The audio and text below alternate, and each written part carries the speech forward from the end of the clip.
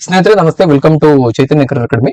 ಸ್ನೇಹಿತರೆ, ಮುಂಬರುವ ಪ್ರೌಢಶಾಲಾ ಶಿಕ್ಷಕರ ನೇಮಕಾತಿ ಅಂದ್ರೆ HSTR ರಿಕ್ರೂಟ್ಮೆಂಟ್ ಗೆ ಸಂಬಂಧಪಟ್ಟಾಗೆ ನಾವೆಲ್ಲರೂ ಕೂಡ ತುಂಬಾ ಕಾತ್ರದಿಂದ ಕಾಯ್ತಾ ಇದ್ದಂತ ಕೇಡರ್ ಅಂಡ್ ರಿಕ್ರೂಟ್ಮೆಂಟ್ ರೂಲ್ಸ್ ಅಥವಾ ಕಾಮನ್ ಆಗಿ ನಾವು ಕರೆಯುವಂತ C&R ರೂಲ್ಸ್ ಸರ್ಕಾರದ ಕಡೆಯಿಂದ ಪ್ರಕಟಗೊಂಡಿದೆ.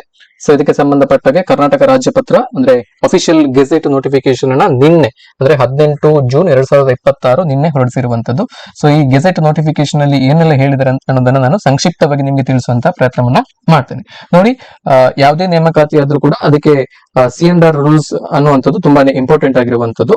ಸೊ ಇದಕ್ಕೆ ಮುಂಚೆ ನಿಮ್ಮ GPSTR ನೇಮಕಾತಿಗೆ ಹಾಗೆ PSTR ನೇಮಕಾತಿಗೆ ಪದವೀಧರ ಪ್ರಾಥಮಿಕ ಶಾಲಾ ಶಿಕ್ಷಕರ ನೇಮಕಾತಿ ಮತ್ತು ಪ್ರಾಥಮಿಕ ಶಾಲಾ ಶಿಕ್ಷಕರ ನೇಮಕಾತಿಗೆ ಸಂಬಂಧಪಟ್ಟಾಗೆ ಕೆಲ ತಿಂಗಳ ಮುಂಚೆ C&R ರೂಲ್ಸ್ ಅನ್ನ ಗೆಜೆಟ್ ನೋಟಿಫಿಕೇಶನ್ ಅಲ್ಲಿ ಪಬ್ಲಿಷ್ ಮಾಡಿದ್ರು.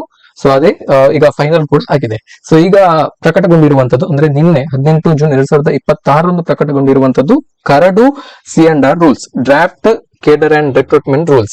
ಸೊ ಇದರಲ್ಲಿ ಏನ್ ಹೇಳ್ತಾರೆ ಅಂತ ಹೇಳಿದ್ರೆ, ಸೊ ಇಲ್ಲಿ ನೋಡಿ, ಈ ರಿಕ್ರೂಟ್ಮೆಂಟ್ ರೂಲ್ಸ್ ಅಲ್ಲಿ ಕೇಡರ್ ಅಂಡ್ ರಿಕ್ರೂಟ್ಮೆಂಟ್ ರೂಲ್ಸ್ ಅಲ್ಲಿ ಏನು ಹೇಳಿದ್ದಾರೆ ನಿಮ್ಮ HSTR ನೇಮಕಾತಿಗೆ ಸಂಬಂಧಪಟ್ಟ ಹಾಗೆ ನೋಡಿ, ಇಲ್ಲಿ ಪ್ರಮುಖವಾಗಿ ಹೇಳಿರುವಂತದ್ದು ತುಂಬಾ ಜನ ಅಭ್ಯರ್ಥಿಗಳಲ್ಲಿ ಕನ್ಫ್ಯೂಷನ್ ಇತ್ತು. ಕೊನೆಯ ಬಾರಿ HSTR ನೇಮಕಾತಿ ಪರೀಕ್ಷೆ ನಡೆದಿರುವಂತದ್ದು 2015ರಲ್ಲಿ ನೇಮಕಾತಿ ನಡೆದಂತದ್ದು 2015ರಲ್ಲಿ 10 ವರ್ಷ ಕೂಡ ಜಾಸ್ತಿ ಇತ್ತು, 11 ವರ್ಷ ಆಗ್ತಾ ಬಂತು. ಸೊ ಈಗ ಯಾವ ರೀತಿ HSTR ನೇಮಕಾತಿ ಪರೀಕ್ಷೆಯನ್ನ ನಡೆಸಬಹುದು ಅಂತೇಳಿ. ಸೊ 2015ರ HSTR ನೇಮಕಾತಿಯಲ್ಲಿ ಯಾವ ರೀತಿ CET ಪರೀಕ್ಷೆ ಅಂದ್ರೆ HSTR ನೇಮಕಾತಿ ಪರೀಕ್ಷೆ ಮತ್ತು ನಿಮ್ಮ ಬ್ಯಾಕಪ್ ಸ್ಕೋರ್, ನೀವು ಡಿಗ್ರಿಯಲ್ಲಿ ಪಡೆದಂತಹ ಅಂಕಗಳು ಹಾಗೂ B.Ed ಕೋರ್ಸ್ ನಲ್ಲಿ ಗಳಿಸಿದಂತಹ ಅಂಕಗಳಿಗೆ ಯಾವ ರೀತಿಯಲ್ಲಿ ವೇಟೇಜ್ ಅನ್ನ ಕೊಟ್ಟಿದ್ರು ಅನ್ನೋದ್ರ ಬಗ್ಗೆ ನೋಡ್ತಾ ಹೋಗೋದಾದ್ರೆ, ಸೊ ನೋಡಿ, 2015ರ ನೇಮಕಾತಿಯಲ್ಲಿ ನಿಮ್ಮ CET-ಗೆ 70% ವೇಟೇಜ್ ಅನ್ನ ಕೊಟ್ಟಿದ್ರು. CET ಯಲ್ಲಿ ಪಡೆದಂತಹ ಅಂಕಗಳಿಂದ 70% ಅಂಕಗಳನ್ನ ಮೆರಿಟ್ ಲಿಸ್ಟ್ ಗೆ ಕನ್ಸಿಡರ್ ಮಾಡ್ತಾರೆ. ಹಾಗೆಯೇ ನೀವು ಪದವಿ ಮತ್ತು B.Ed ಕೋರ್ಸ್ ನಲ್ಲಿ ಪಡೆದಂತಹ ಅಂಕಗಳಿಂದ 30% ಅಂಕಗಳನ್ನ ಒಟ್ಟಾಗಿ ಕನ್ಸಿಡರ್ ಮಾಡಿ ನಿಮ್ಮ ಫೈನಲ್ ಮೆರಿಟ್ ಲಿಸ್ಟ್ ಅನ್ನ ಪ್ರಕಟ ಮಾಡ್ತಿದ್ರು.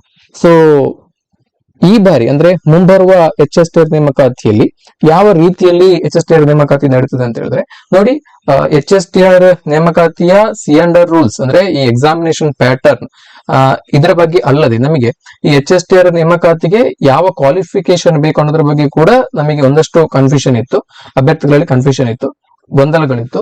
ಸೊ ಇದಕ್ಕೆ ಸಂಬಂಧಪಟ್ಟಾಗೆ ಕೂಡ ಈಗ ಡೌಟ್ ಕ್ಲಿಯರ್ ಆಗಿರತಕ್ಕಂಥದ್ದು. ಸೊ HSTR ಕ್ವಾಲಿಫಿಕೇಶನ್ ಏನಿರಬೇಕು ಅಂತ ಹೇಳಿದ್ರೆ, ಅಭ್ಯರ್ಥಿಗಳು BA B.Ed ಅಥವಾ BSc B.Ed ವಿದ್ಯಾರ್ಥಿಯನ್ನ ಹೊಂದಿದ್ದಲ್ಲಿ ನೀವು HSTR ನೇಮಕಾತಿಗೆ ಅರ್ಜಿಯನ್ನ ಸಲ್ಲಿಸಬಹುದು. ಐದರ್ BA B.Ed ಇದು ಕಲಾ ಶಿಕ್ಷಕರಿಗೆ ಮತ್ತು ಭಾಷಾ ಶಿಕ್ಷಕರಿಗೆ, ಹಾಗೇನೆ BSc B.Ed. ಸೊ ಇದರಲ್ಲಿ 2 ಮೆಥಡ್ಗಳು ಬರ್ತವೆ, ಒಂದು PM ಮೆಥಡ್ ಮತ್ತು CB ಮೆಥಡ್. ಸೊ ಈ ರೀತಿ ನೇಮಕಾತಿ ನಡೀತಿದೆ.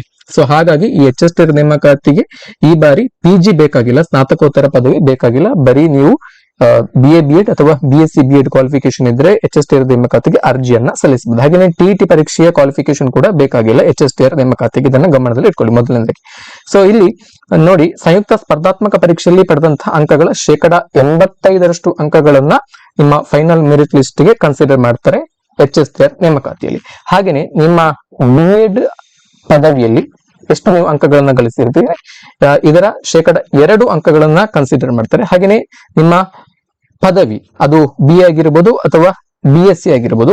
ಸೊ ಈ ಪದವಿ ಪಡೆದಂತಹ ಅಂಕಗಳಲ್ಲಿ 13% ಅಂಕಗಳನ್ನ ಕನ್ಸಿಡರ್ ಮಾಡ್ತಾರೆ. ನೋಡಿ, ನಾನಿಲ್ಲಿ ಬರೀತಿದ್ದೇನೆ ನೋಡಿ, ನಿಮ್ಮ CET ಪರೀಕ್ಷೆಯಿಂದ HSTR CET ಪರೀಕ್ಷೆಯಿಂದ 85% ಅಂಕಗಳು, ನಿಮ್ಮ ಡಿಗ್ರಿಯಿಂದ ಪದವಿಯಿಂದ 13% ಅಂಕಗಳು, ಹಾಗೆಯೇ ನಿಮ್ಮ B.Ed ಕೋರ್ಸ್ ನಿಂದ 2% ಅಂಕಗಳನ್ನ ಫೈನಲ್ ಮೆರಿಟ್ ಲಿಸ್ಟ್ ಗೆ ಕನ್ಸಿಡರ್ ಮಾಡ್ತಾರೆ. ಸೊ ಹಾಗೆಯೇ ಒಂದು ವೇಳೆ ಅಭ್ಯರ್ಥಿಗಳು BA B.Ed ಅಥವಾ BSc B.Ed ಈ ರೀತಿ ಇಂಟಿಗ್ರೇಟೆಡ್ ಕೋರ್ಸ್ 4 ವರ್ಷದ ಇಂಟಿಗ್ರೇಟೆಡ್ ಕೋರ್ಸ್ ಅನ್ನು ಮಾಡಿದ್ರೆ ಅವರಿಗೆ ಕೂಡ ಸೇಮ್ ನಿಮ್ಮ CET ಪರೀಕ್ಷೆಯಿಂದ 85% ಅಂಕಗಳನ್ನ, ಹಾಗೆಯೇ ನಿಮ್ಮ ಈ ಇಂಟಿಗ್ರೇಟೆಡ್ ಕೋರ್ಸ್ BSc B.Ed ಅಥವಾ BA B.Ed ಕೋರ್ಸ್ ಇಂದ 15% ಅಂಕಗಳನ್ನ ಕನ್ಸಿಡರ್ ಮಾಡ್ತಾರೆ. ಸೊ ಇದೇ ರೀತಿಯ ನಿಯಮ ದೈಹಿಕ ಶಿಕ್ಷಕರ ನೇಮಕಾತಿಗೆ ಕೂಡ ಅನ್ವಯ ಆಗುವಂತದ್ದು. ಅಂದ್ರೆ ಸಂಯುಕ್ತ ಸ್ಪರ್ಧಾತ್ಮಕ ಪರೀಕ್ಷೆ ಅಂದ್ರೆ CET ಪರೀಕ್ಷೆಯಲ್ಲಿ ಪಡೆದಂತಹ 85% ಅಂಕಗಳು, ಪದವಿಯಲ್ಲಿ ಪಡೆದಂತಹ 13% ಅಂಕಗಳು ಮತ್ತು B.Ed ಕೋರ್ಸ್ ನಲ್ಲಿ ಪಡೆದಂತಹ 2% ಅಂಕಗಳನ್ನ ನೇಮಕಾತಿಗೆ ಕನ್ಸಿಡರ್ ಮಾಡ್ತಾರೆ. ಈ ರೀತಿ ವೇಟೇಜ್ ಅನ್ನ ಇಟ್ಟಿದ್ದಾರೆ.